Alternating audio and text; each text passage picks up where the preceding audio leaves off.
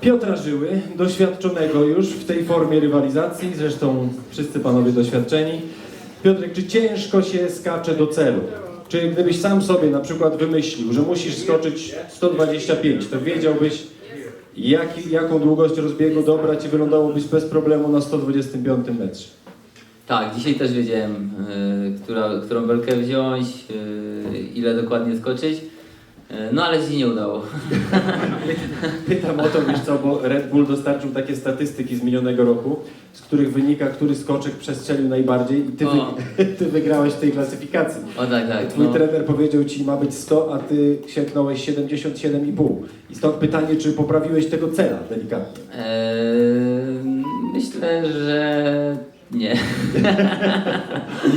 Znaczy, tak, na pewno mam większe doświadczenie co do przyszłego roku, co do zeszłego roku i tak naprawdę no, że nie będę tak szalał z tymi belkami na dół, raczej sobie wolę bardziej polatać jak bić po buli.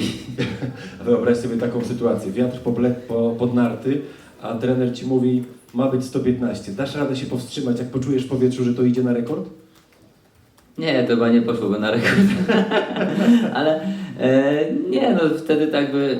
Znaczy jak jutro ma nie wiać, także będzie prościej, no zobaczymy. No, belkę się daje tak wyżej i można sobie fajnie odpuszczać. Także no zobaczymy. Mam nadzieję, że się poprawię co do zeszłego roku, bo w zeszłym roku no było jak było. Będzie lepiej. Dawid Kubacki. Dawid, czy ty odpocząłeś już troszeczkę po sezonie? Jeden dzień, dwa? Czy wciąż jesteś w takim rytmie startowym i musisz dojechać w tym rytmie do jutra? Ja myślę, że wszyscy dojeżdżamy troszkę w tym rytmie startowym, bo jednak planica dopiero co się zakończyła. Ale to z jednej strony dobrze, bo jesteśmy przygotowani do tego, żeby jutro skakać i rywalizować w skoku do celu. W tamtym sezonie byłeś w teamie Martina Schmidta zwycięskim, znowu jesteś w teamie Martina Schmidta, pasuje ci to? Macie już jakiś plan? Pogadaliście z Martinem Schmidtem, co tu zrobić, żeby tytuł obronić? No nam się 3/4 drużyny pokrywa, także myślę, że mamy doświadczenie. Martin pokazał w zeszłym roku, że potrafi nami zarządzać, ustalać te odległości. Dobrze to przeliczył, skończyliśmy z dokładną odległością 1000 metrów. Więc myślę, że tutaj główne zadanie będzie jednak spoczywało na jego barkach. My to będziemy próbowali osiągnąć na skoczni, ale to Martin musi obliczyć, ile komu brakuje i jak to ma wyglądać. Dziękuję bardzo. Gregor Deschwanden. Gregor, firstly, congratulations for your first World Cup victory in your career. And the question is, what is most important for you? That first victory or maybe Olympic medal? Did you think about it? Yeah. I think the first World Cup victory I would not make without the medal before. Okay. That is what I think about it. It gave me the self-confidence also after the bit. I was more relaxed that I was able to attack on the World Cup after, and yeah, it was also a bit a weird weekend in Oslo, but I made my job good. That's why in the end I was the best on that day. Yeah. Do you know how many years Swiss had to wait for the World Cup victory? Yeah, it was written somewhere, but I forgot about it. But I think 12. Yeah. I was there. I think when Simon won. Okay. It was with Nori together in Kusamo. So yeah. And it was the last victory of Simon and last of Nori. Yeah. Okay, the captain of your team is Janne Ahonen. Do you remember him when he was a jumper? Was he kind of your role model, or maybe you had different idols? He was actually my idol when I was young, because he had the mask and everything, and he was like, everyone wanted to have this mask, and the parents were like, they are too expensive, whatever. I even had him beside my bed, his accreditation from Engelberg 2001. Okay. Because he was too lazy to subscribe, so he just threw me this. But it was even better than autograph. Okay, and the last question. My wife told me to ask this question. Being that tall helps in ski jumping, or in these days it maybe is not the best thing to be that tall like you?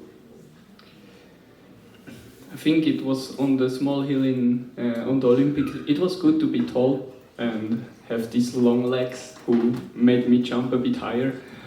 And yeah, there was a lot of discussion about tall people have had it worse this winter or whatever.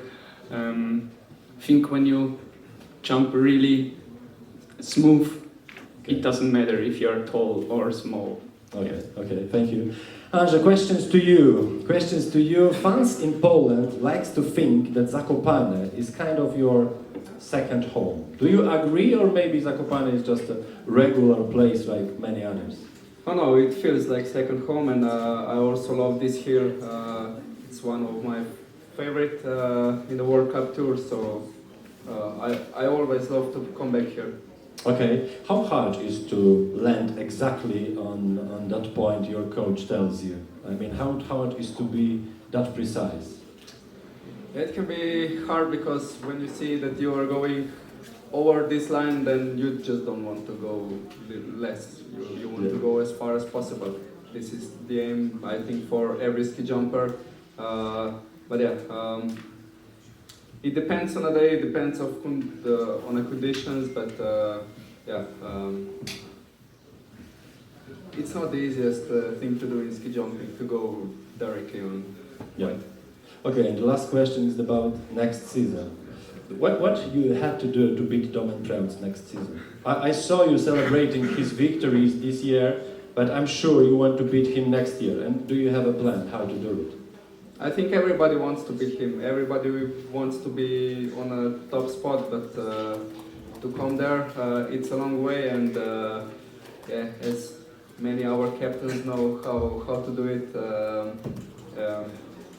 it's not the easiest, and yeah, you have to work really hard, not only in the winter, but even before the season, before every training starts, and yeah, you have to do everything right, and also you need to be a little bit lucky, and then yeah, just enjoy what you're doing. Okay. Domen, do you think you can be, next year, you can be even better than this year, or this year was absolute top? Yeah, you know, every year you come to training and try to beat yourself. But as Andrew said, you need to come on every single training as you would come on a mission to improve yourself. And if you come to training like that, with that mentality, I think you can be even better next year and the next year. But yeah, we have Peter Slatner here for a reason, to talk with him what we can improve with equipment and everything, so we can prepare everything now and start testing in May and June. And yeah, this is the most important part of the year where we can establish the base for the rest of the winter, because when you come to Lillehammer at the start of the season, most of your equipment is chosen, so everything needs to be prepared for before. And yeah, of course, I think I can improve myself. I have some things to do. As Adam said, he still jumps higher than me after so many years. But yeah, this wasn't ever the strongest point of mine. I already improved it like so much more than everybody expected from me. And already when I won my first World Cup in Ruka, yeah, how much I lifted was like 25% less than now. So okay, I do most of the things with feelings, and that's my biggest advantage. Okay, let's talk about tomorrow, because I remember last year Adam, your coach, told you, Domen, we need 140, and maybe you didn't hear it clearly, but you did 150 and a half.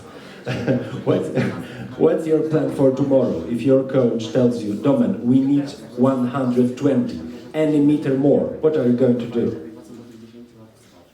Yeah, fortunately, I have two guys behind me that will be able to fix it if I will have the same situation. Because last year, when I came over the null, I was like, "Oh yeah, this is going far. Screw it. I'm just gonna enjoy it and go as far as possible." And yeah, it could have gone way worse than it did, but fortunately, I was just landing it smoothly and coming out with the biggest smile possible, and we'll see. But Andy calculated everything, and that's the reason why I'm in the second group. So we have two more guys behind to fix my disasters. What is the limit, in your opinion, on that hill? 150.5 we saw. Where is the limit? 152, 53? Where is the limit? Yeah. Yeah, I think we need to test that out tomorrow. Wszystko jest jasne. Czy ktoś ma jakieś pytania do naszych bohaterów? Jeżeli nie ma żadnych pytań, proszę Państwa, to informujemy, że można ze skoczkami, z kapitanami nagrywać wywiady w formie face to face tutaj na ściance, a przy wyjściu można odebrać, a nawet trzeba odebrać okolicznościową czapkę, która jest tam na recepcji przy ladzie. No i